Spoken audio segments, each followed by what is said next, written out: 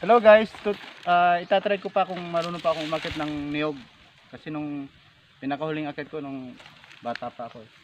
So, ganito lang oh, Justin oh. Ganito lang pag-akyat namin sa niyog oh. Ganito lang oh. Yan oh. Gagano mo lang ng paa yan oh. Yan oh. Kasi madulas. Yan oh.